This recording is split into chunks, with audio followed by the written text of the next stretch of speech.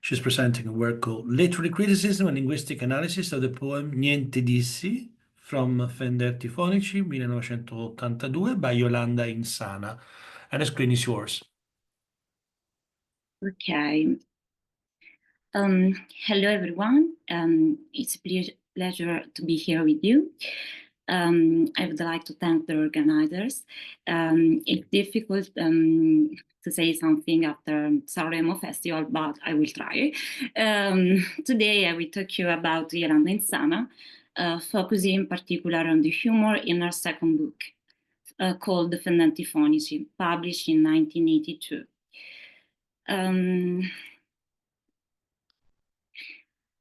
As you can read in the biographical note, Insana began publishing volumes of poetry in 1977. She was also a teacher and a brilliant translator of Greek and Latin. In this slide, I present some of her most important works. Her debut book, Sharamara, and La Stortura, the remarkable book, with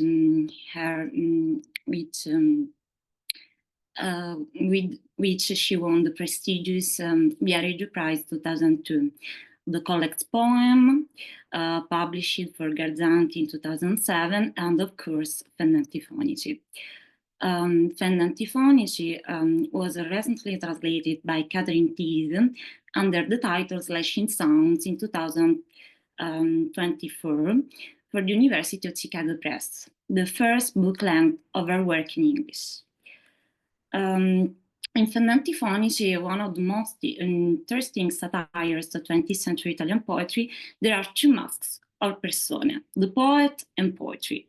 The poetry develops a discourse on the literary society of her time, afflicted by the typical mechanisms of an institutional and power structure, such as the formation of literary cliques devoid of any real worldview. A long catalogue of slashing verses is direct against the stereotypes of contemporary poetry and criticism, but also against the general blindness and indifference to political, social, humanitarian disasters, including poverty, environmental pollution, gender violence.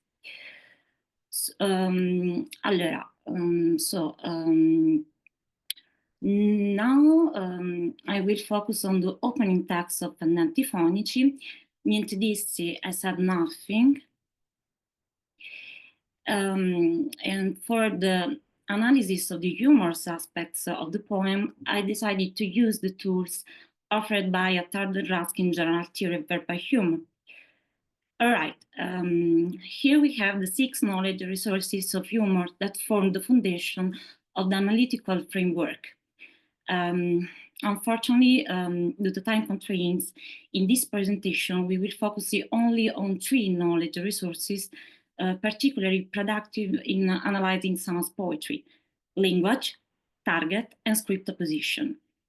In I Said Nothing, the syntactic and phonetic aspects covered by the language knowledge resource and the textual strategy are also relevant.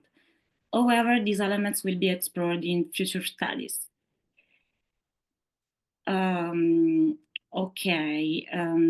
Let's start analyzing the text.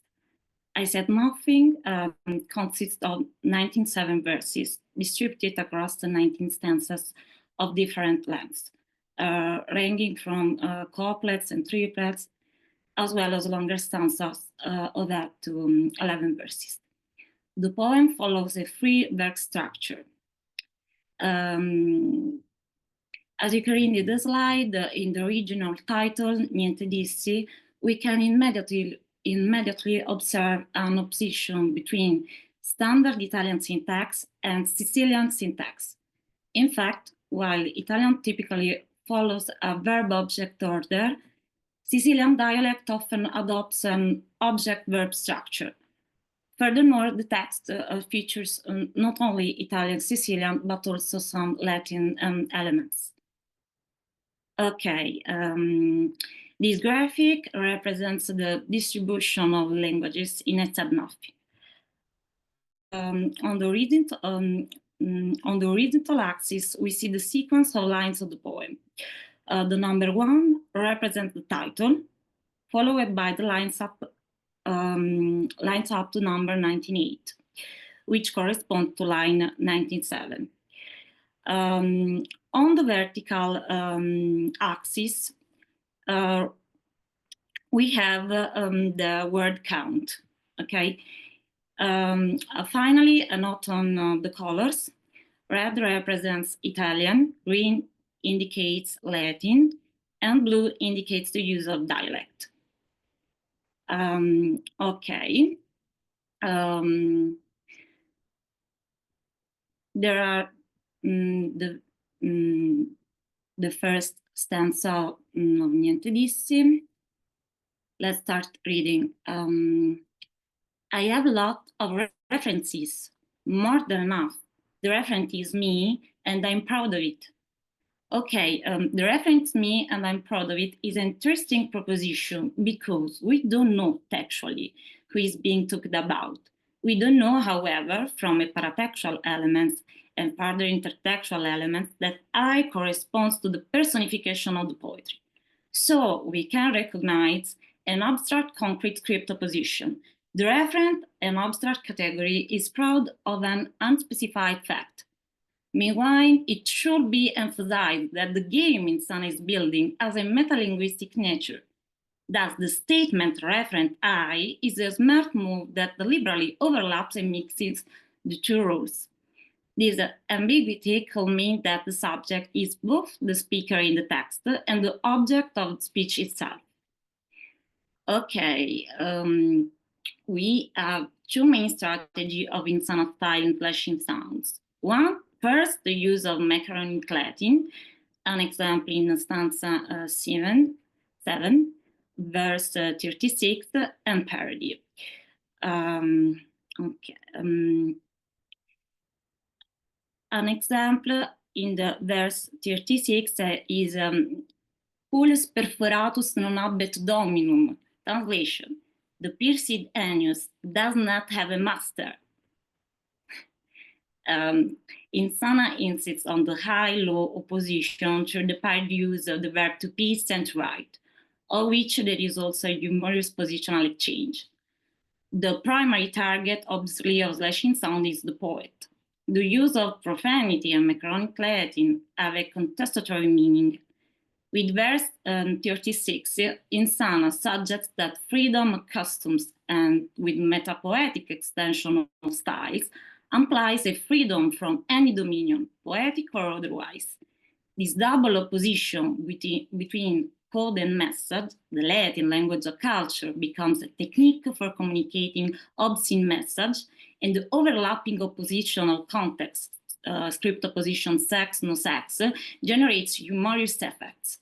In fact, the syntagma pullus perforatus, the pierced anus, used in a tone of protest, asserts a free and even uninhibited in 1980s Italy sexuality.